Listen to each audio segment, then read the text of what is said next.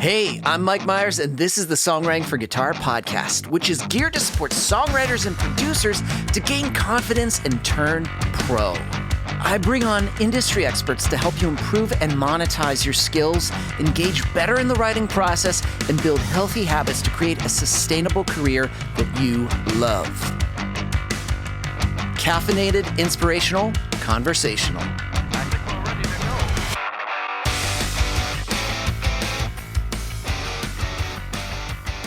What's up, friends? Mike Myers here with the Songwriting for Guitar podcast, episode 122, 5 ways to finish more songs this month. This episode is all about completing full songs. I mean the full structure from start to finish. I see this in new people that enter into our Songwriting for Guitar community. I see this when I talk on panels. If I go to, I speak to a group of new songwriters or, budding songwriters, long-term songwriters, they don't have a creative problem. There's this myth that, we have a creativity problem. We don't have a creativity problem. We're very creative individuals. We have a finishing problem. We have an issue with completing songs. Everyone has these endless loops of voice memos that have bits of a verse, bits of a chorus, an idea of a pre, an idea of a second verse, but they're not complete. They're not full songs. And when I mean full, I'm not talking production. I'm just talking about from start to finish, these little bits. We have all these voice memos. We've got lyrics. We've got notebooks upon notebooks of lyric ideas, Google Docs of revisions of first parts of lines. And the amount of endless, almost done projects is much greater than finished projects. And the problem is that doesn't create a sustainable career. That doesn't create a catalog. That doesn't create something that you can build and network with. It's just a lot of almost theirs. And you can't do much with it.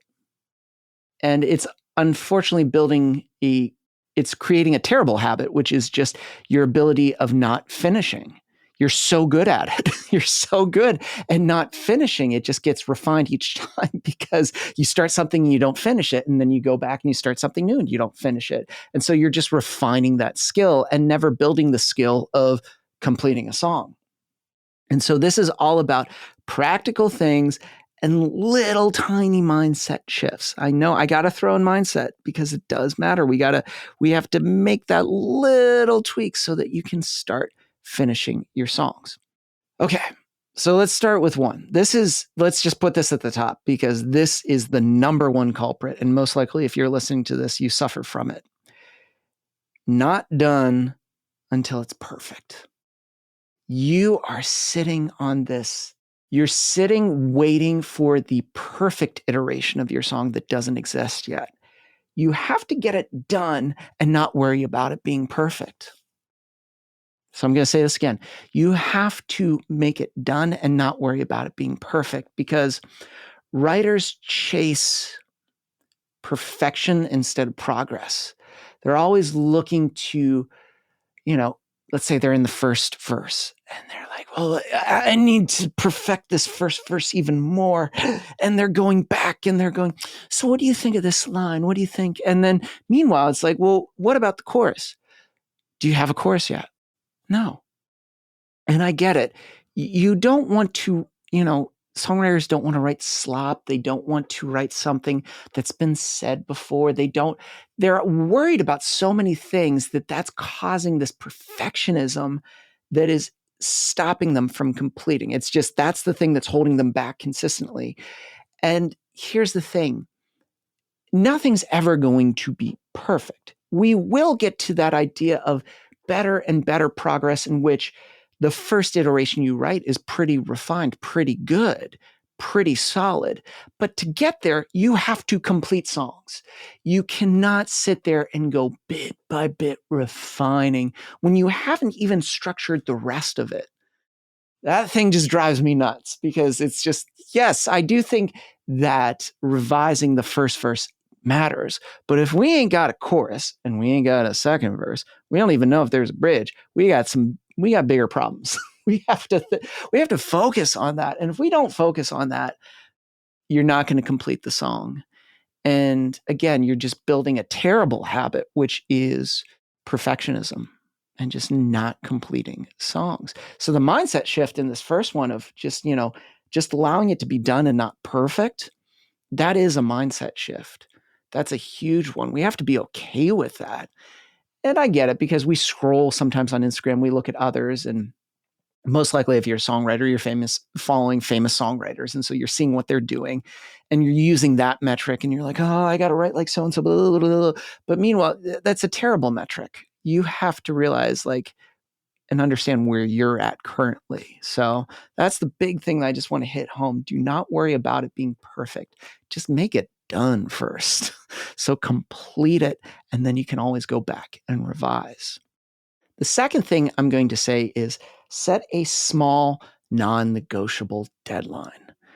I think I mentioned this maybe a podcast or two, but I did a retreat with Judy Stakey.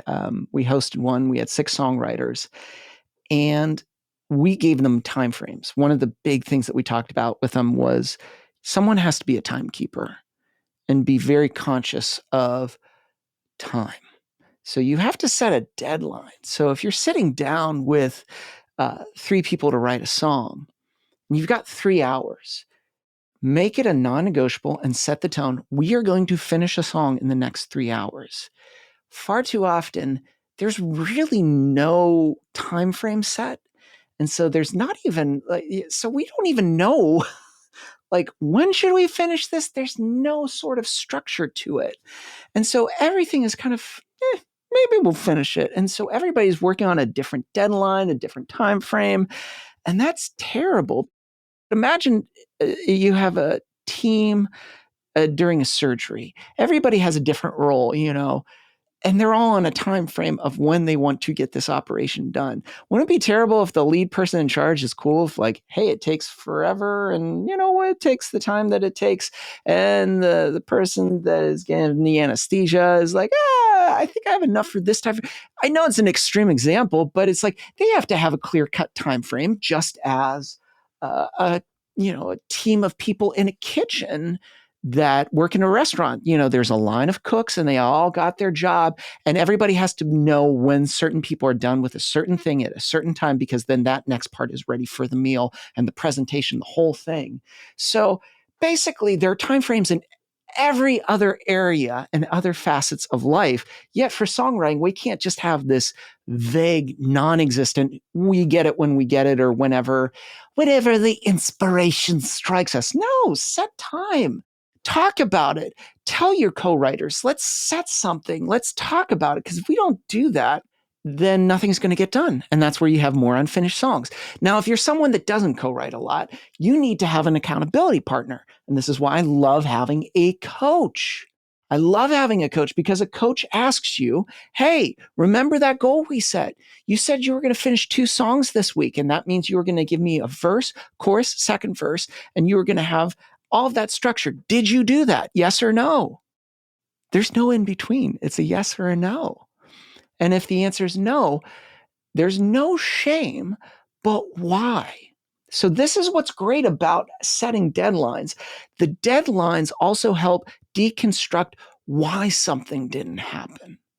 And we think that's such a bad thing, but I want to encourage you that it's a good thing, because then you can start to examine the process and the steps that maybe didn't go as well as you thought, or weren't in place. And had they been in place, that would have prevented you from getting off track. So remember, even if you don't finish, having these deadlines are fantastic because it helps you create systems to tighten up and finish more songs. And the more we finish, the more we start to refine what we're writing. The more we refine what we're writing, we start to create a stronger catalog, a more appealing catalog. Okay, so accountability systems are so important. I mentioned a coach, and I mentioned having someone to be held accountable. Most songwriters don't. I think your songwriting groups are wonderful, and at the same time, having your peers is nice for an accountability, but I want you to find someone who's at a level doing the thing that you desire to do. If you're working on production, you go towards someone that's doing it at a level that you want to understand their process, their systems. And since we're talking about songwriting, having someone that's a songwriter you admire that you would go to. So having that accountability is huge, because if you don't, again, it's not to say you won't finish it, but you don't have to like turn it in or sell anyone. You're just like, But when somebody goes, oh, I'm going to reach out to you tomorrow because you said you were going to finish that song, there's a little bit more pressure, and you're held accountable. And that's basically it. If you desire to do this at a level, you have to have accountability. If you don't, again, there's a looseness. And it's not to say that you won't get it finished, but you won't get it finished to the level you could as quick as you could if you didn't have accountability. So you wouldn't get there. And you're not able to get there at the speed that you are actually capable of getting. Some people give these unrealistic long timelines to writing songs, I think because they just figured, oh, it should take me time. Yes, and when you have accountability and you have very set deadlines, it forces you to complete things faster, and it starts to speed up the process. It's like this little time vacuum that fast forwards you very quickly, as opposed to you casually going at the rate and the way you've always been going there. And too many are doing this sort of nonchalant sashaying their way to better songs that, honestly, had they gotten someone to hold them accountable and given strict deadlines and timelines and not worried about perfection, boom, they would have gotten there so much quicker. And I'm where I'm at now purely because of mentors and coaches. And any area that I desire to get to needs to have mentors and coaches. So accountability is a huge thing right here. The next thing is templates and systems. And what I mean by systems, if I were to ask you right now, how do you write a song? And each time you say, well, it's different every time, that's not a repeatable process. It's a very vague, I think, kind of a cop-out answer. When I hear that, I do roll my eyes. If you're listening to this right now and you're not watching the video podcast of this, my eyes are like rolling incredibly just behind my head, because I'm just always like, oh, please don't tell me like, well, it's different every time of inspiration. No, we just need to have a very clear process. Like if you ask me, how do you start co-writing most of the time? We're always at chorus. We talk about the chorus. Our goal is to write the chorus, because if we can get that, we then say, awesome, that gives us a framework. And what are we trying to say in first verse that connects us to our chorus? What are we trying to say in the second verse that will still connect us back to our chorus, but forwards the story a little bit and isn't repeating what we say in verse 1? I'm able to tell you specifically, I'm able to walk you through. If I'm leading musically with my guitar, I have maybe 3 or 4 different go-tos to ignite the write quickly, so that we can get going as fast as possible, so that if I have the artist and top liner, they can immediately latch onto what I'm creating and be like, oh yeah, I really like that. Or instantly makes them go like, you know what? I've done a lot of that. Could you? And then that creates a conversation that allows me to be like, oh, there we go. That's what they want. Let's go to it. So I have a whole bunch of different ways of completing the song, getting us ultimately what we want, which is a full song from start to finish. That at the end, once we do that, I will have my phone and it's captured the entire write. I've got also another one that has us where we record the song from start to finish.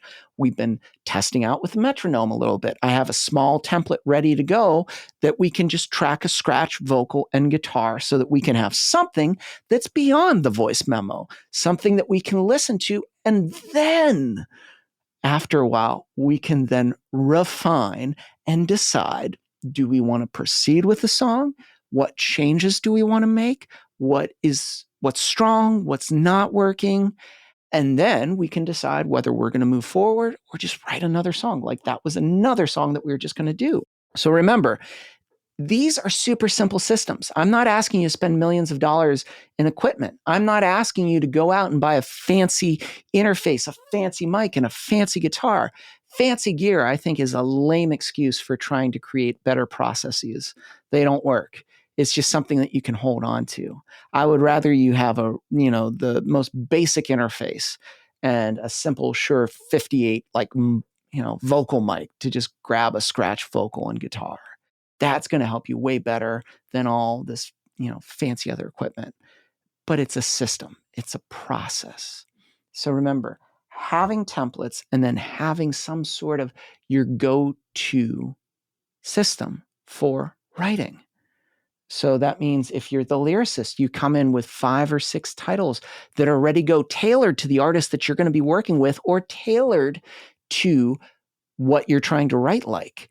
One of the systems I have before we're even in the write is talking about the write via text or, Voxer or whatever it is. We're talking beforehand so that we're getting the energy going so that when we step into that room, we're very aware and sensitive that we're not going to waste time. We might say like, hey, what's up? How are you doing? Do some, light banter. But at the end of the day, we kind of dig in and start writing the song.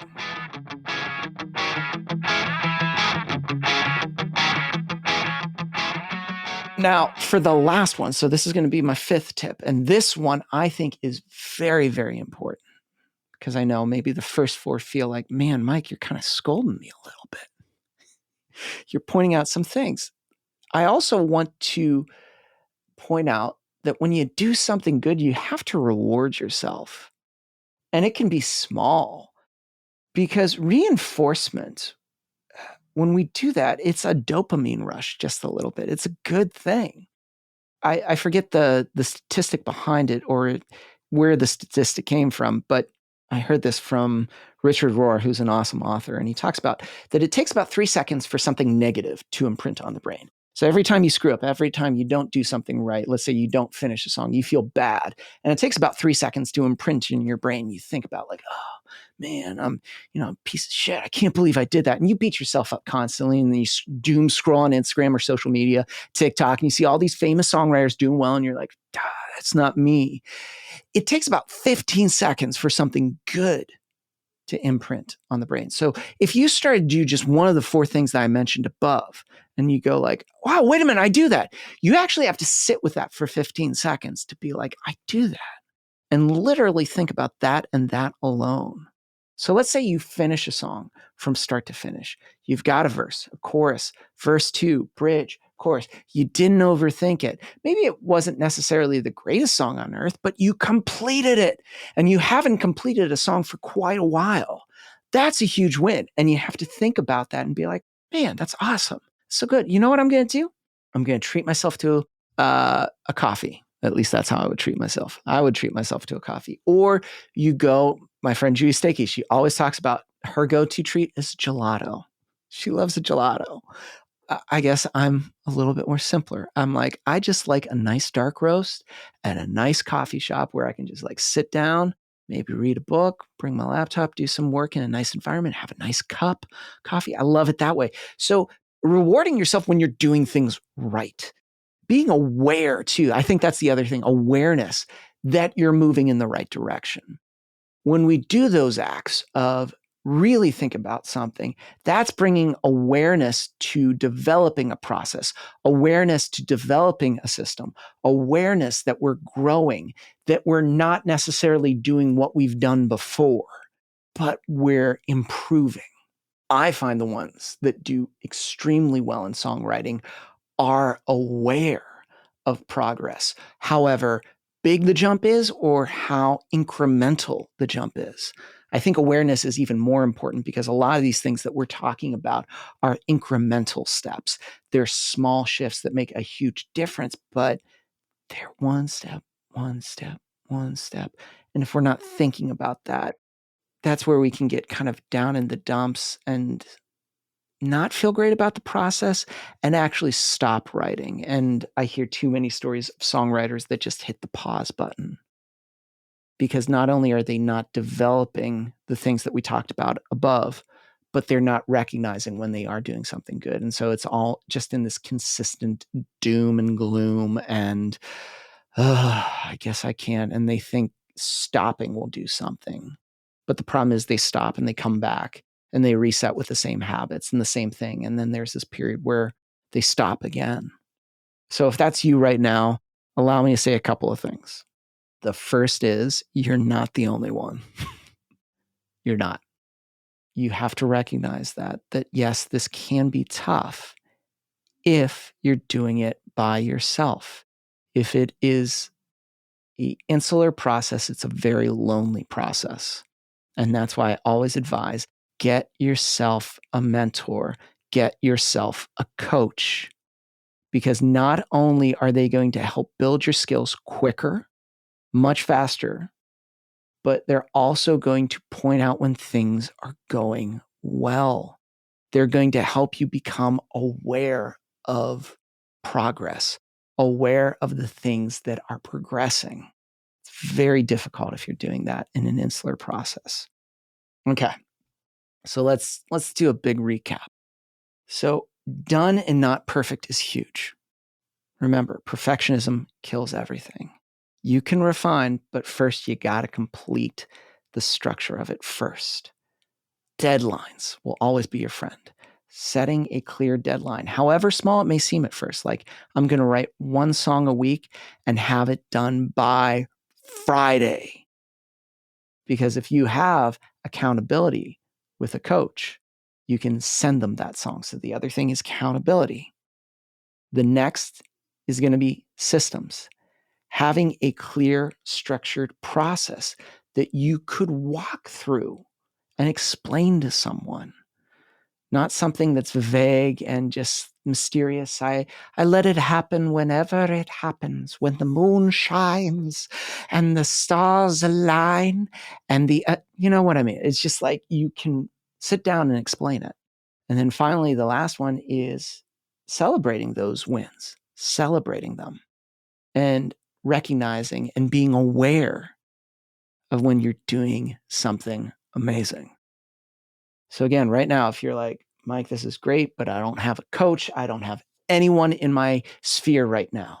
Regardless of what you're trying to do, if you are trying to get better at production, if you are trying to become a better lyricist, if you are trying to excel in melodic creation, you want to be an awesome top liner, you want to be able to create harmonies much more easily, if you want to be someone that's strong in leading with their guitar in a right, regardless of that, for yourself, for Sync, for other artists, you need a coach.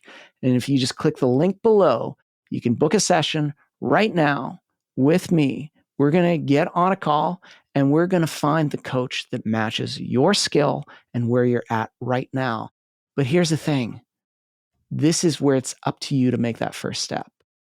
So if you're listening to this and you're like, Mike, I don't have a coach, I need accountability, I want you to click the link below. If you're listening to this podcast on Apple Music or Spotify, it's in the description. If you're watching this on YouTube, it's in the description too. I want you to book a call with me. It's a foundations call.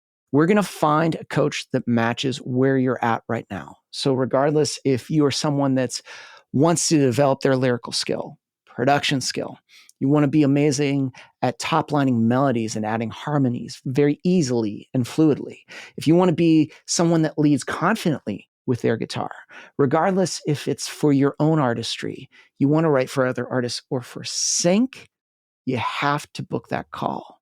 I can tell you how beneficial having a coach is.